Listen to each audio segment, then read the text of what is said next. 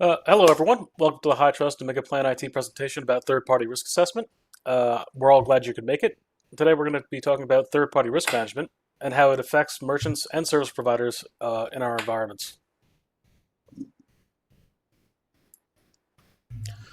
First off, let me introduce myself. I'm Mark Repka. I'm a senior security consultant here at MegaplanIT, and I'm joined by my co-host Ryan Patrick. Ryan. Thanks, Mark. As you mentioned, my name is Ryan Patrick, Vice President of Adoption at HITRUST. My background is primarily in the Department of Defense doing IT and security work, but also in the healthcare cybersecurity space. Been with HITRUST about or just over 3 years at this point, and happy to be here. Fantastic. Yeah, so I think I'll kick us off in a couple things, couple of housekeeping things to get started. One, I think Mark and I want this to be as engaging as possible. So as questions pop into your mind, feel free to either put them in the Q&A box or simply in the chat box. As Mark and I are kind of going through the content, if your question is something we can answer in real time, we'll do that. But we will have some time at the end to do some Q&A. So please don't wait until the end to offer your questions or comments. If you think what I'm saying is totally ridiculous, I would love to hear that. But really, we want this to be as engaging as possible. So with that, what we're talking about today is something near and dear to my heart, which is third-party risk management. If you look at the way the world today, third-party risk management has been around for quite some time, but it's becoming more and more focused and in the spotlight, if you will, because the way that businesses cross industry or even globally are starting to operate is they're all interconnected. It's becoming a very complex network of businesses who are sharing products, services, data, access, what have you.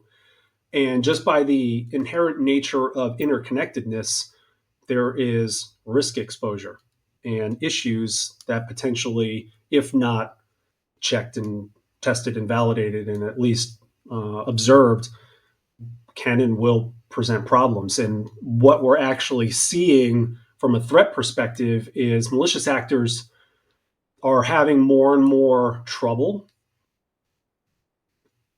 getting into your environments because you've hardened it and the entry points are few and far between. So they're actually looking at your vendors, your service providers, your business partners to find a way into your environment, knowing that you all work together. So the number of breaches associated with third parties is starting to increase year over year. And the challenge really is third party risk management teams, the folks that are charged with, doing the due diligence, ascertaining the risk, hopefully mitigating the risk of these vendors, are in most cases under resourced and overwhelmed. They are normally small teams with hundreds, if not thousands, of vendors. So when you look at the sheer capacity that a 5-person team that has 1,000 vendors is able to do in 1 year, it's not much.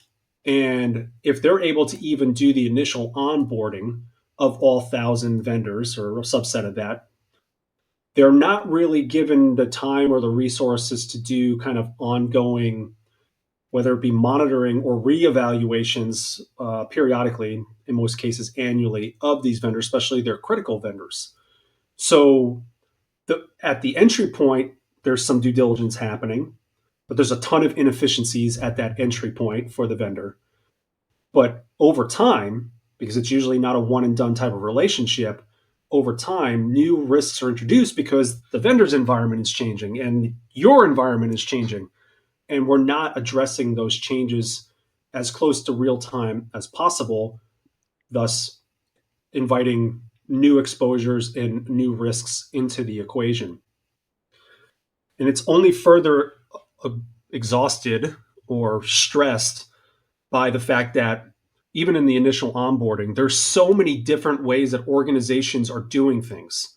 If you look at whether there's questionnaires being sent out, whether they're asking for something like HITRUST, a SOC 2, some kind of NIST assessment, a version of ISO, whatever it may be, the analyst who's receiving that, if they get the stuff from the vendor, especially questionnaires, chasing vendors to fill out questionnaires is probably the biggest pain point I hear from TPRM teams.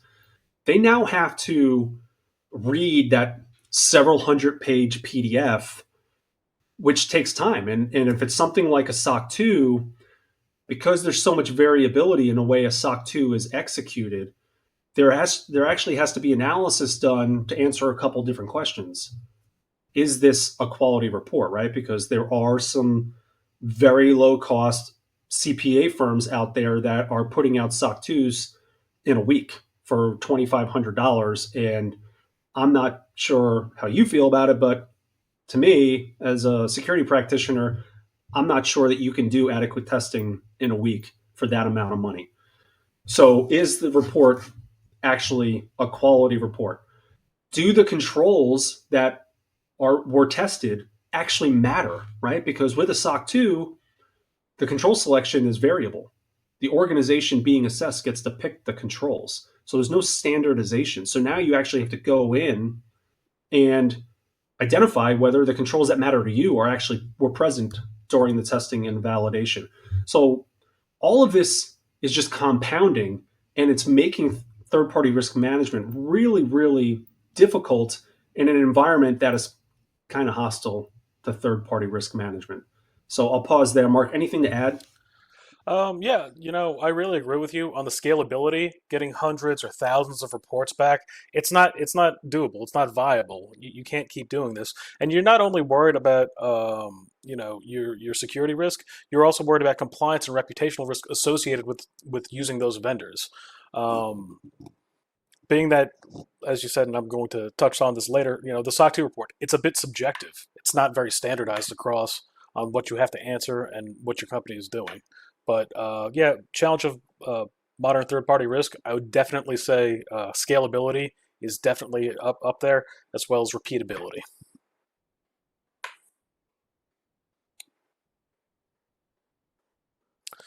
So going off from what Ryan said, let's start with your program. What are you actually looking for? What's the most risk to your company? The questions you should really ask yourself while you're doing a risk assessment. And I believe we have a poll that's going to go up right now for the audit. So there should be a poll coming up across your screens now. So when you get a chance, please fill that out. But going off this, what do you really look for internally? What do you need and what is essential?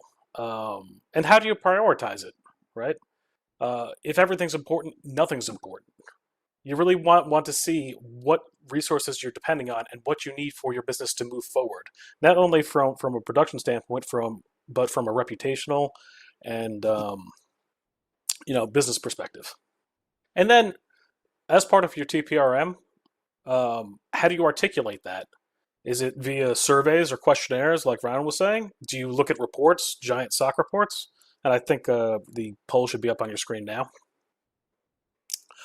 Do you go through hundreds of pages of SOC reports to see 2 or 3 pages of what you actually need? Then at the end of that, you also need to distill the data, analyze it from your tooling. So you may use tools and platforms to gather all this content, but what does it really mean? How does it apply to your environment? Those are all things that really should be taken into account when you're doing a third-party risk management assessment. So are your tools being effective? Are they actually doing what you need them to do and telling you, hey, this vendor is appropriate or inappropriate? Is it mature, measured, or managed? Hey, over time, last year, 3 years ago, are they still meeting contractual obligations, SLAs, or is this really what your business needs? Those are all things you should take into account. Additionally, what are you doing to improve over time, and what are your vendors doing to improve over time? Are they sitting on their same issues or shortcomings year after year? And you could ask yourself the same question if you're doing a high trust assessment. Ryan, anything else you want to add to that? Yeah, I think it's important to point out that when you're looking at your own program, and we put this on here because one, I feel like most people feel like their program is okay. They're not. They think there's gaps. They recognize some of those gaps, but we're trying to get your mind spinning on you know your program, where those gaps may reside, because ultimately you can't be complacent. You can't be stagnant with your TPRM program. It needs to continue to evolve based on a number of factors, including your organization's risk culture and appetite, risk tolerances, the risk the vendors present to you. Are you doing some kind of upfront inherent risk process or questionnaire to understand how risky is this vendor to me? Because not all vendors, going back to my earlier comments about being under resourced and overwhelmed, not all vendors are created equal.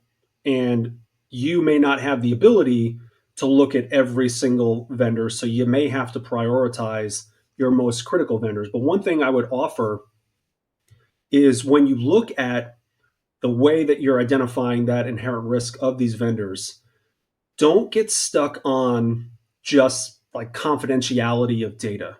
Are they consuming my data? Or do they have privileged remote access to my environment, which is the two things that normally escalate a vendor from a risk perspective for organizations. Those are important, and I'm not saying you throw those out, but it's important to consider, especially when you think about how ransomware is becoming more pervasive in all industries. The availability of the data or the availability of that service from that vendor becomes really, really critical. So, things to ask yourself are, if this vendor were to go offline for 24 hours, how would that impact me? Am I reliant on this vendor to generate revenue? How long can I sustain my business without this vendor being available? Because we've seen some incidents in the not too distant past. If you think about Change Healthcare, there was healthcare organizations that were on the verge of going out of business because they were so dependent on Change processing these claims that they weren't being processed, and those, in some cases, smaller providers and clinics weren't receiving revenue. There was payroll issues, there was other issues. So the availability of the vendor is something that I would encourage folks to think about when it comes to your TPRM program.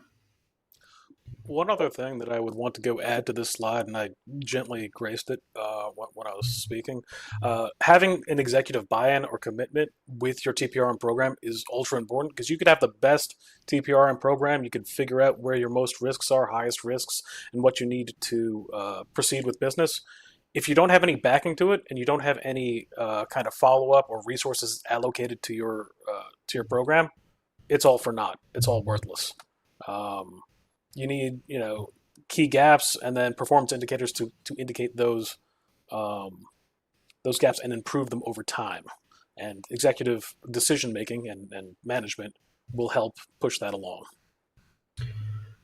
Yeah, and looking at the poll results, Mark, it seems that the majority of folks out there are using some kind of tool to track and manage their vendors and the risk that they present. So it's an interesting backdrop to the comments that we've already made around the lack of resources for TPRM teams kind of across the board. They're now having to rely on these tools in order to gain the efficiencies just to keep moving forward. So this, what we want to move to now is talking about, at least from our perspective, some of the core tenets, if you will, of cyber TPRM.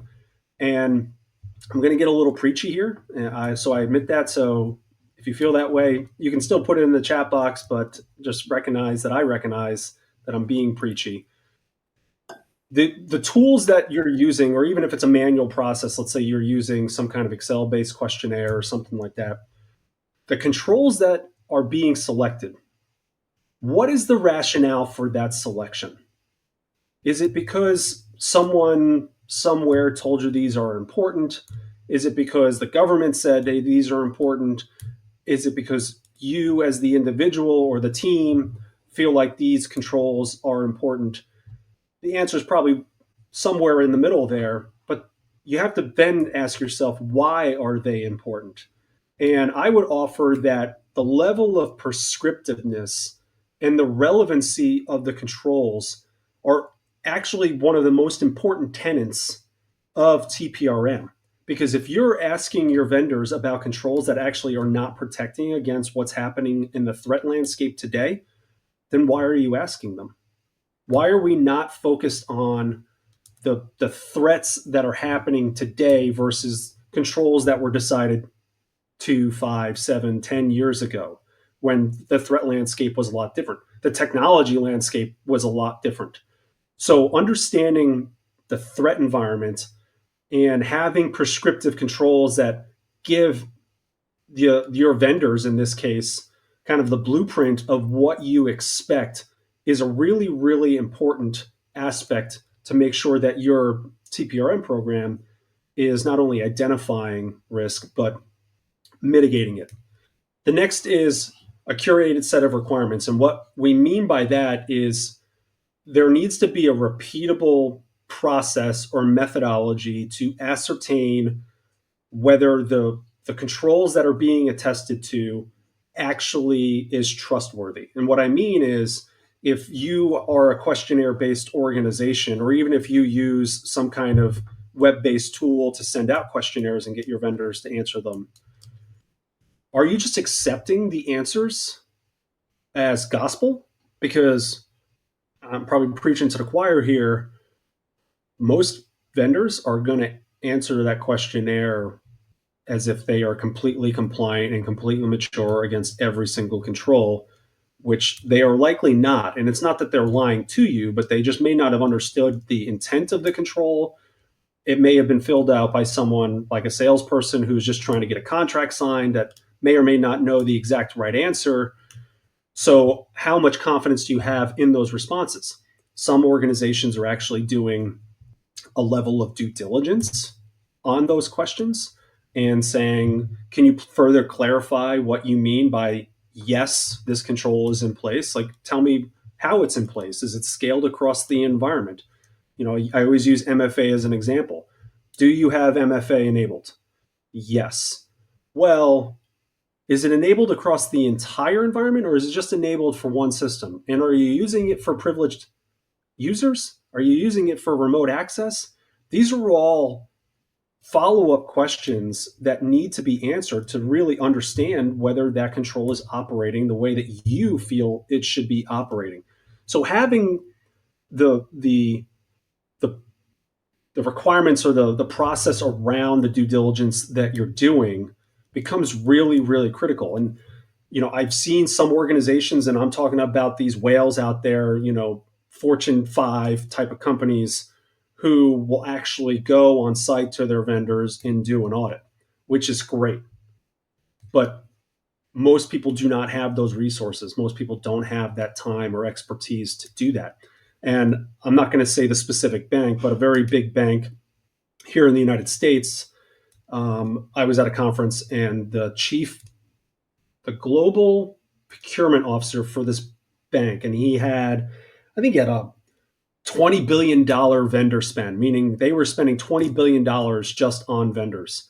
He would go and do about 40 hours worth of testing on his vendors. They would go on site and do an audit. And, everybody in the room was like, oh my gosh, that's great. That's amazing. I wish I could do that. And knowing what I know from a HITRUST perspective, 40 hours is actually not a lot, especially for a really complex environment, trying to understand what they're doing. So the due diligence and the requirements around that need to be clearly defined. I would also offer there needs to be some kind of independent validation of the controls. Most people are married to their environments. They are not comfortable calling their baby ugly, and they're only going to paint a pretty picture in most cases. So having an unbiased, independent set of eyes, someone like Mark and the Megaplan IT team come in to do the audit, I think only strengthens the trust and confidence that you get on the back end. There needs to be standardized scoring and quality assurance around the audit, whether it's your own internal audit or if you're accepting things like HITRUST or SOC 2, understanding how the scoring is actually developed, and then the quality assurance on whether the report in the testing methodology was actually sufficient and adequate in achieving the goals that you would want from that audit. So if they came in and they did a sample of one, is that enough? Well, a good quality assurance program would probably push back and say, well, you need to do some random sampling of at minimum 25% of the environment for this control in order for it to be a representative score of the full environment. 100% would be great. Not everybody has the time for that. And then the last part is think about continuous monitoring, continuous assurance. There needs to be a mechanism and a process to understand any risk that was identified for this vendor up front is actually being actively worked and mitigated by the vendor. Because if you identify this critical risk and your business owner is like, I still need this vendor, we're going to accept this risk, you can't just accept that risk because there's a good chance that there's going to be an issue in the future. So you want that vendor to be actively improving and evolving and closing those gaps. So I'll pause there again. Mark, any comments or thoughts? Just that if you take a look at this holistically, it's a bit cyclical, right? So you have highly prescriptive controls, requirements, all the way up to corrective action plans, and then that brings you right back to the beginning of, hey, improvement over time. Everything's getting better and better as time goes on, with these risks in mind, right? And using HITRUST and the tools, it's easily communicated through the programs. Hey, this is where we are, and this is where we're headed, or this is where we're going, as validated by a third party assessor. So, yeah, that's what I would need to say about that.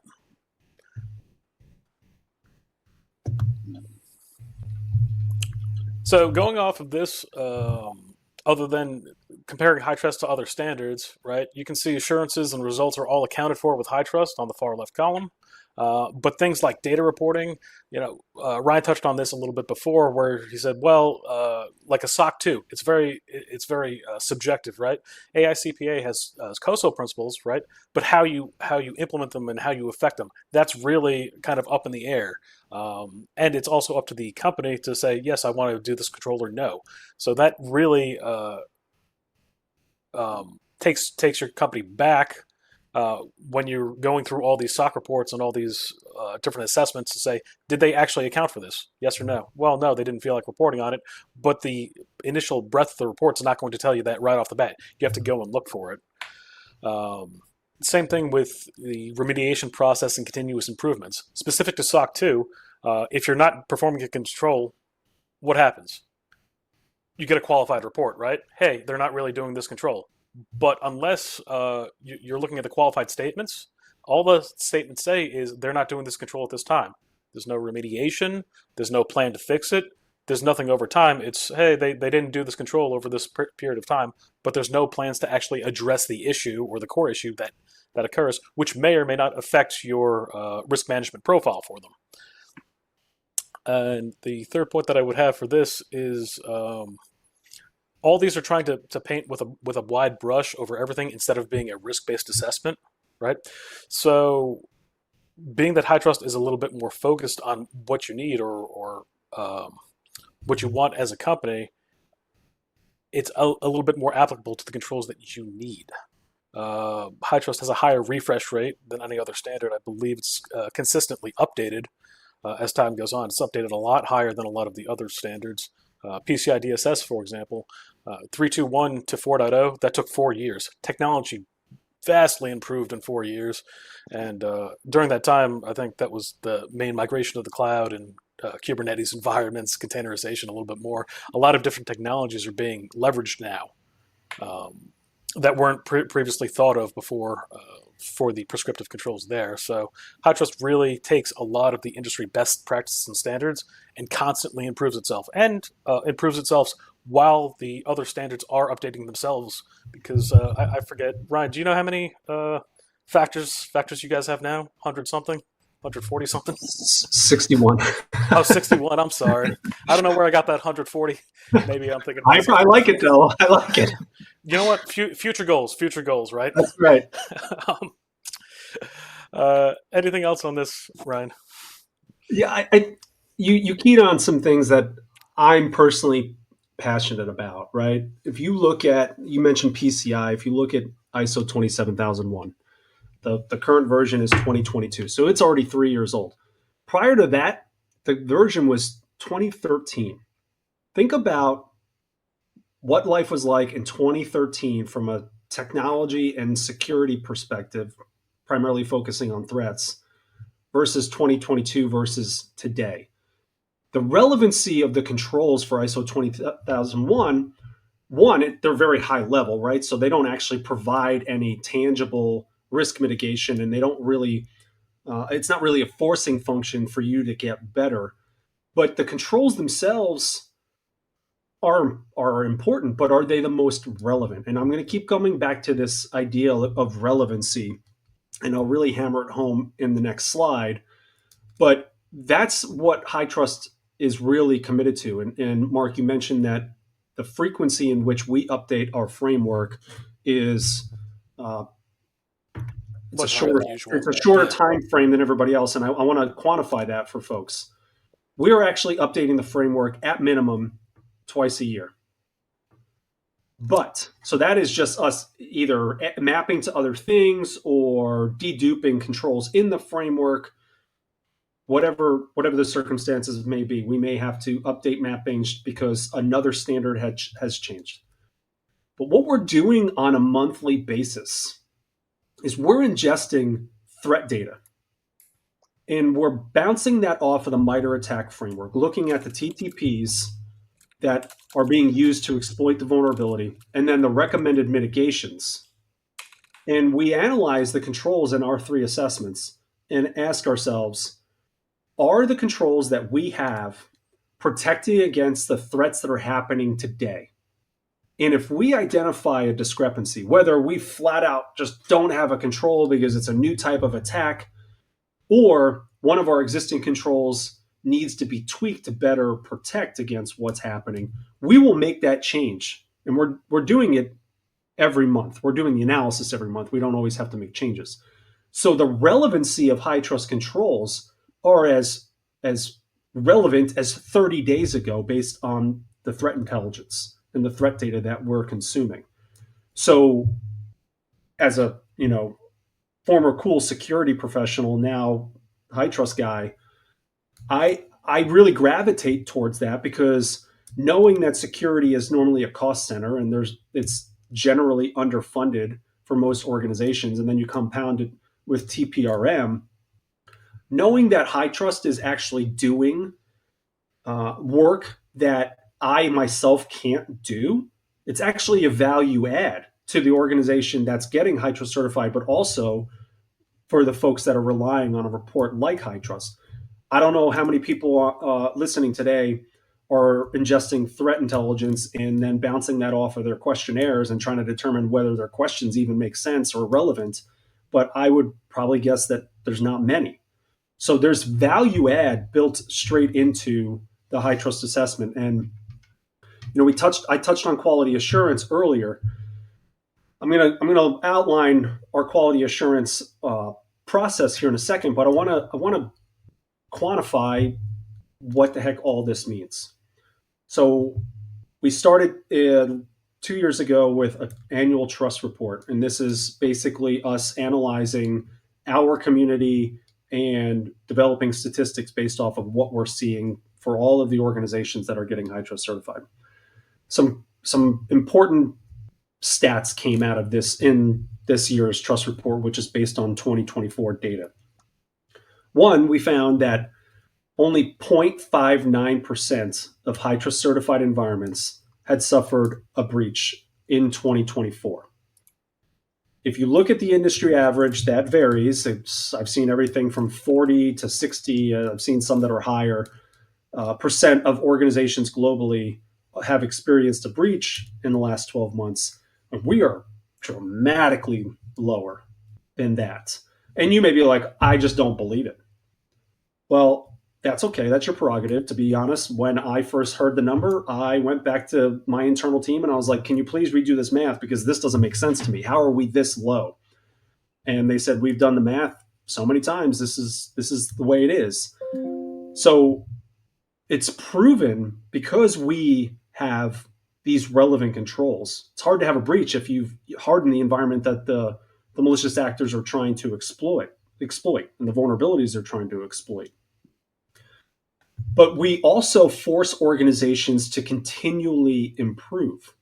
So for each one of our assessments, when you go to get recertified, you actually have to demonstrate that you've closed any gaps from the previous assessment. And for our R2, during the interim year, so after 12 months of being certified, that's one of the checks that Mark and his team does as an external assessor to make sure that you've made progress in closing the gaps. So we become a forcing function just by the nature of our assurance methodology to get your vendors to actually improve over time.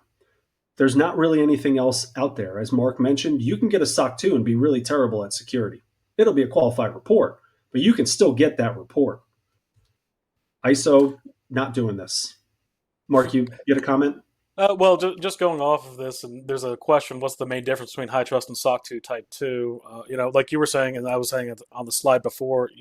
It's on the merits of the CPA, and it's a little bit not, or the impartiality is a little hard on this one because you yourselves are choosing the controls over your time period for a SOC 2 Type 2. So great, you get a report, it's qualified, and there's no great mitigation efforts or ways to address this, but you got a report, and you as a consumer of the report, you have to go page thumb through this, make sure that everything's in place that you need to, as opposed to just having like a high trust report where you would have an insights report. It would be clear and concise, and it'd be overall less cost and less time for your teams to audit effectively, your TPRM teams. Yeah, the only thing I want to add before I toss it back to you, Mark, is I mentioned our quality assurance program. I call it a 6+ program. So we levy arguably 6+ levels of quality assurance on every single assessment. We're the only ones doing this. So I'm going to quickly go over what those are. One, we have the management team of the organization being assessed attest to the fact that the testing and the assessment was done during the time period that it said. They provided factual evidence. There wasn't any integrity or ethical issues, so on and so forth. SOC 2 does the same thing. Then the external assessor, like Mark, will come in and do that independent validation. We actually require someone other than Mark from the MegaplanIT team to do a quality check of Mark's work before it's ever submitted to us. The executive in charge of the team, of that team, actually has to sign off that the quality professional did that and there weren't any quality issues. Once it's submitted to HITRUST, we actually run some automation against it. There's about 250 checks looking for quality issues with the assessment and the submission. If we identify enough quality issues, we actually reject the assessment.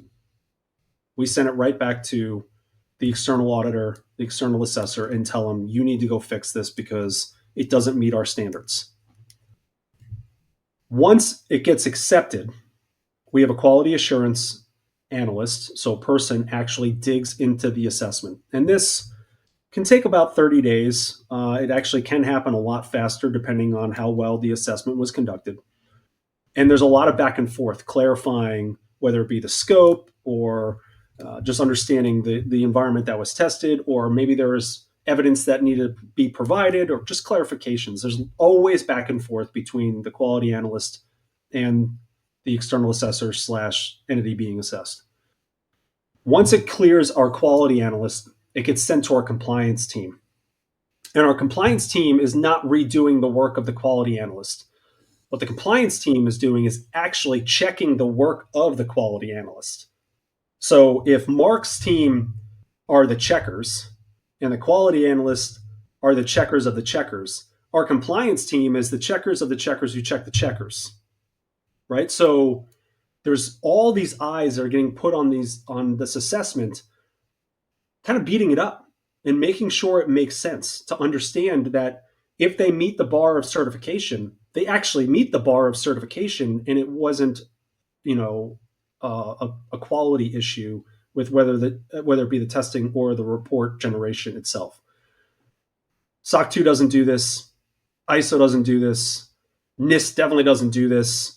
PCI, you name it, nobody else is doing this. It's boiled down to the auditor and their expertise, their education, their experience to write that report. And it's only as good as that auditor for all those other things. And that's why we're seeing kind of the degradation of the SOC 2, which is not the point of this conversation, but it's becoming an issue in the TPRM space around, I don't know if I can trust this SOC 2 because there's so much variability in the quality of the reports. So when you couple the control selection with the amount of quality and rigor that we put into each and every assessment that gets HITRUST certified, that's where that less than 1% becomes realized, because we are beating these things up continuously. I think I'm passing it back over to you, Mark. I'm going to take a breath. Doing a lot of talking. Not a problem. All right. So now that we explained the framework itself and how it interacts with TPRM and how the quality assurance and the feasibility of using one of these reports, because you really know the contents of the report are true and accurate, what's its role in cyber TPRM? Well, for one, it's a certified framework. Much like Ryan said, it's through a third-party ecosystem. So you have someone independent like me, personally, as an auditor there, right? I'm independent of your company. While you guys do hire me, I want to give you a true and accurate reading of what you have and how your controls are in place. That's the reason for you to hire me. It's not going to turn out to be all rainbows and fairy tales. It is what it is, and I get to go tell you that. Now there is a bit of back and forth between yourselves and I as I'm auditing, but keep in mind those two other steps, that it has to go through my QA process and HITRUST. Ensures that what I'm saying is actually true and accurate as it stands. Appropriate evidences have to be gathered and articulated in such a way that everyone agrees. From what you get out of this, and this could be from all different types of assessments, which Ryan will get on a little bit later in the presentation, on all the different types of assessments you can do and all the different products. You'll get a validated deliverable. Hey, this is a report. This is fantastic, and it's a statement of fact of what you have now. So it's a certified framework based on risk decisions, factors, and maturity. Not a whole lot of third-party risk management or even frameworks have the measured and managed type of maturity. How is this now? How is it being pushed forward, and what was it in the past? Are these numbers improving over time? A lot of audits are just point-in-time audits. It's just a validated report that is easily shareable and provides insight for not only now, but future and past. Anything else to add to that, Ryan? You nailed it. Fantastic.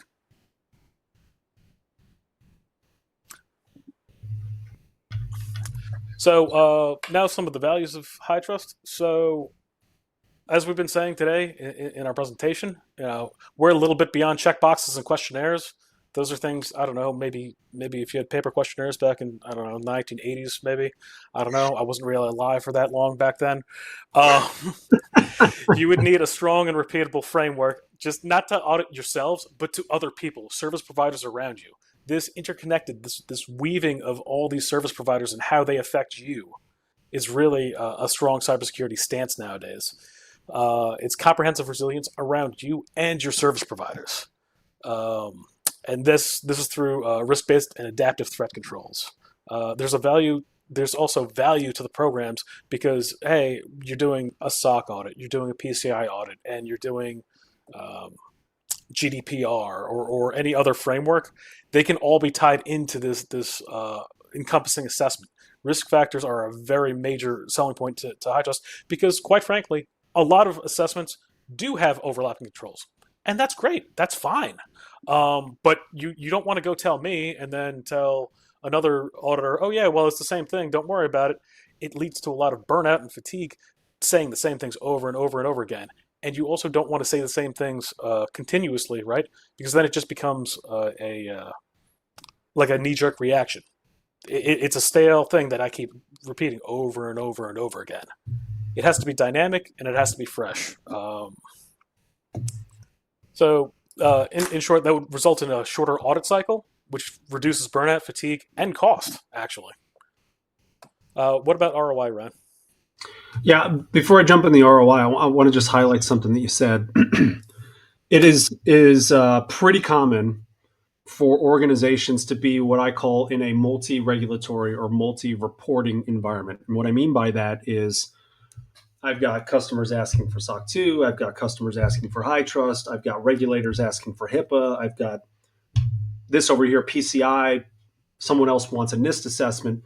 And the way it's kind of happened historically is you do those assessments individually.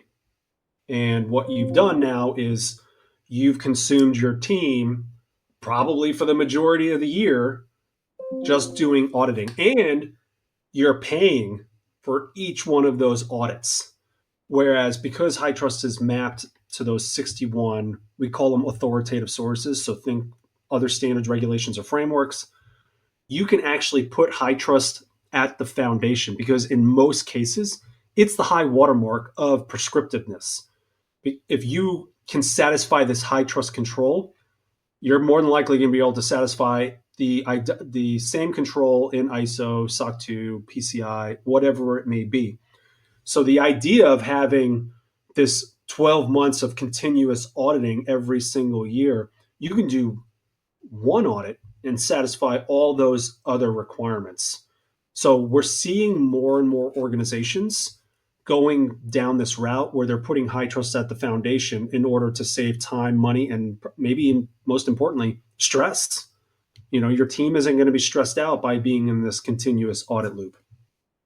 So that leads me to the ROI piece of this. So there was a study that came out about a month and a half ago, and it identified a 464% return on investment for organizations that pursue HITRUST. And we can provide the report after our presentation today, but some of the highlights, and for those of you who may not know, the Lloyd's of London actually has a HITRUST cyber insurance product.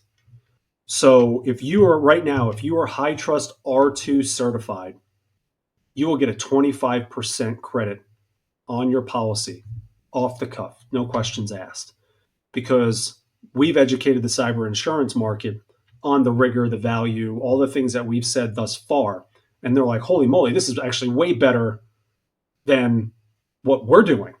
And the risk pool or the risk level is way lower. So we're willing to make an investment into this organization. And it could be lower premiums or higher coverage limits.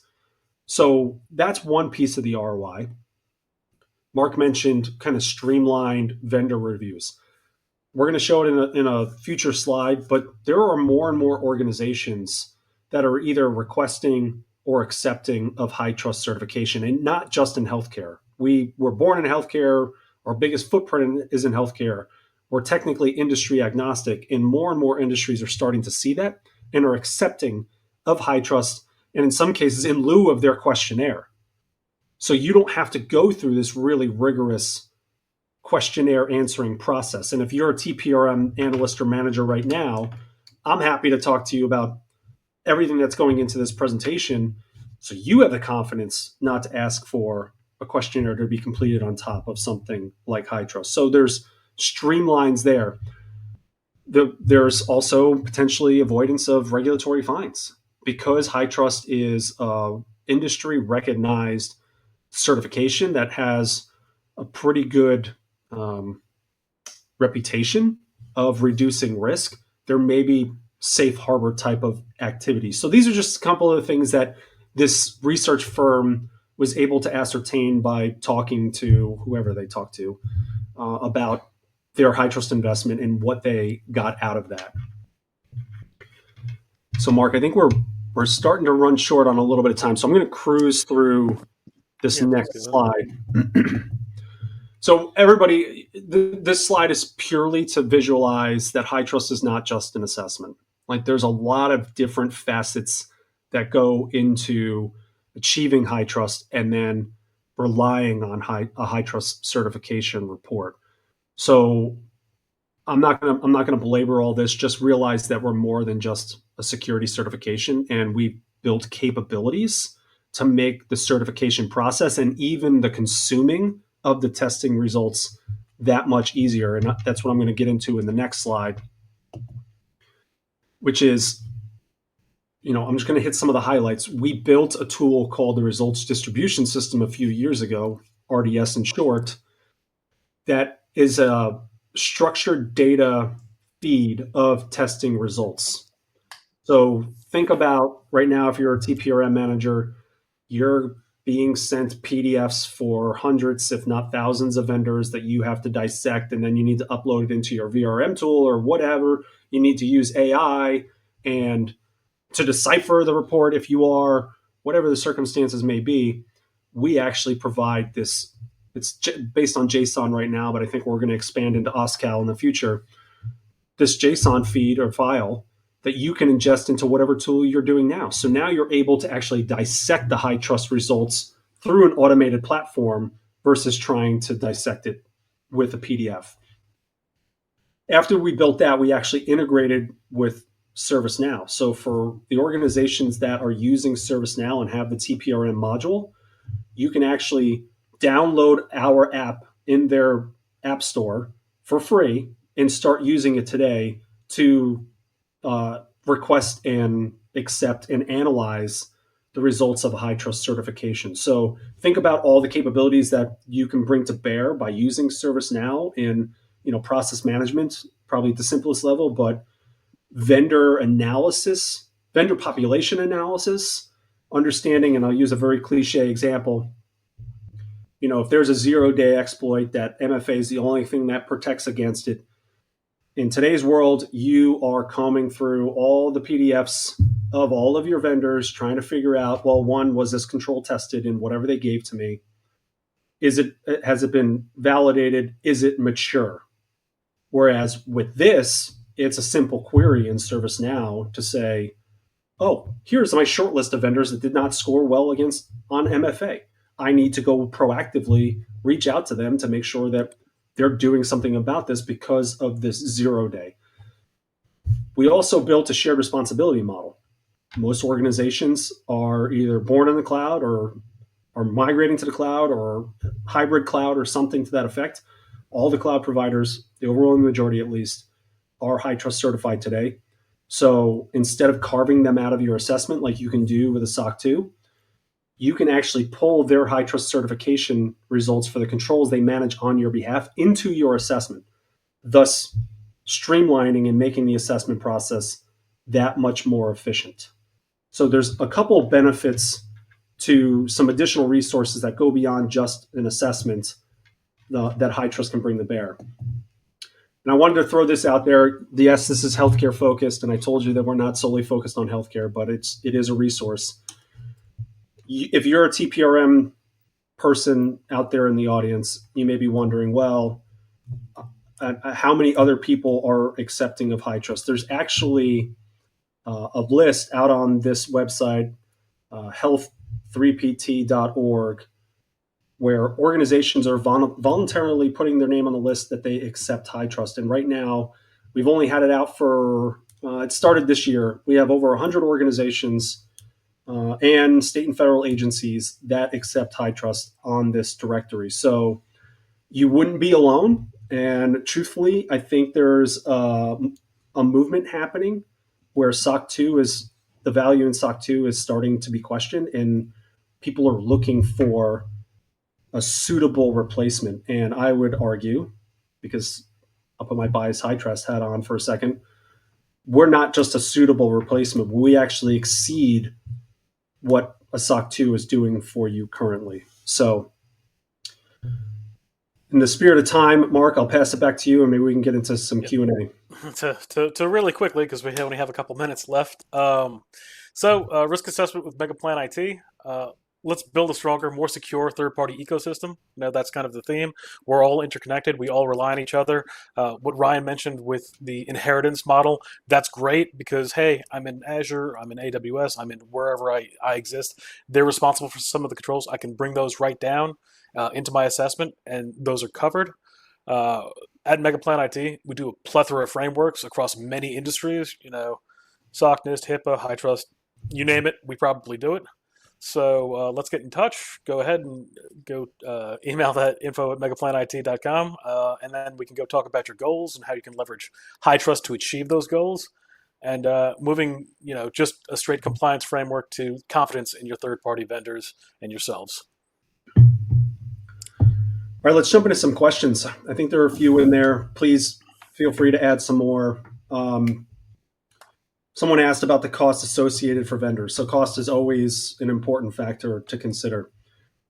There is a cost to pursue HITRUST. It varies based on the assessment that your vendor chooses. It can be, I'm just going to give you ballpark numbers that they can move in either direction. It can be as low as I've seen 30 grand to do an E1, as high as over 100 grand for an R2, which is the most robust, the most comprehensive assessment. Sure, you can your vendors can get a SOC 2, like I said, for $2,500, but is there any value in that for you? I would argue there isn't.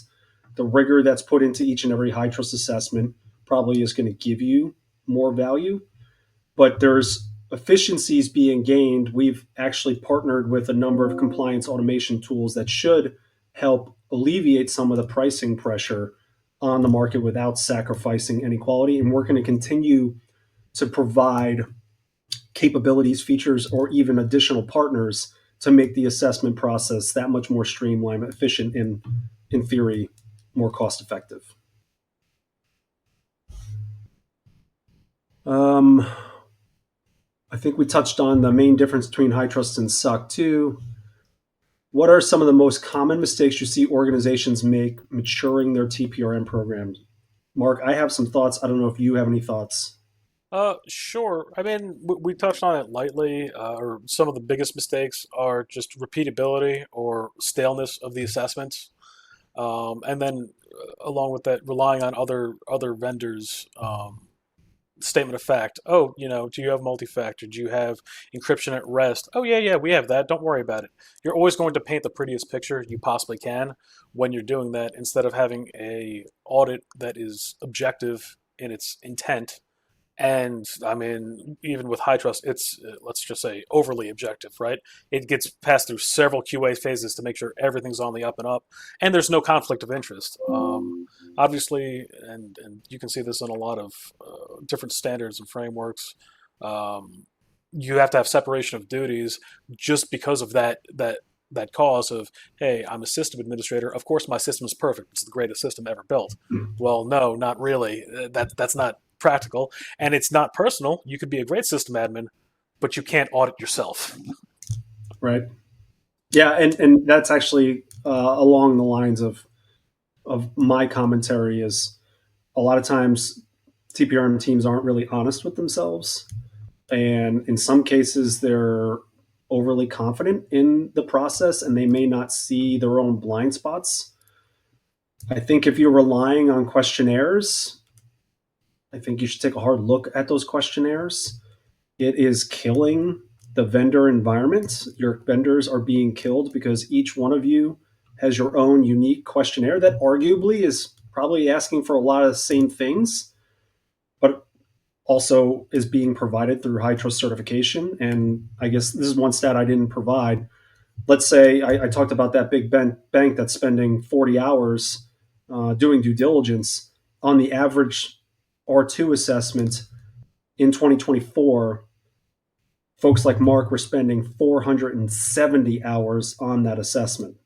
So we're doing about 10 times the amount of due diligence on your vendors than even the high side of what we're seeing folks do kind of on their own. So I would encourage people to take a hard look at that and educate yourselves. Again, bias high trust hat still on. Look at high trust and how it can actually help and streamline and gain some efficiencies. That's not to say that you should take high trust certification, without doing any kind of due diligence. I'm always uh, encouraging folks to do due diligence, but it changes, right? If you right now have 100, 200, 300 questions in your questionnaire, one, you've got to chase your vendor to get it completed. Then you've got to go individually through each one of those questions. Just trying to get through that as a bear. You haven't even begun to start to look at which controls actually matter more than others and identifying gaps and managing that risk. I've seen organizations adopt high trust in lieu of questionnaires. Now, if they don't have high trust, you may still send them the questionnaire. But if they do have high trust, then you actually can focus on the controls that matter to you based on your risk tolerance, your risk profile, the culture of risk in your organization, and the threat landscape. You can take that control set down from 300 to say maybe 10 controls. And you really drill into those with your vendors and make sure that you have the confidence that these controls are in place because you know they're the most important controls to you. So that's where I see organizations who are leveraging high trust for TPRM spending more of their time is actually identifying risk and managing that risk over time as opposed to just chasing vendors.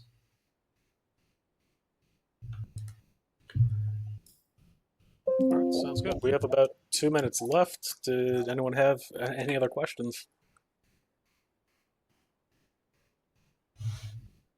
I'm not seeing any pop in. All right. Well, thank you very much for your time today. Again, I'm Mark Rupka, Senior Security Consultant from Megaplan IT, and it was a pleasure to speak with you today. Thanks, Mark.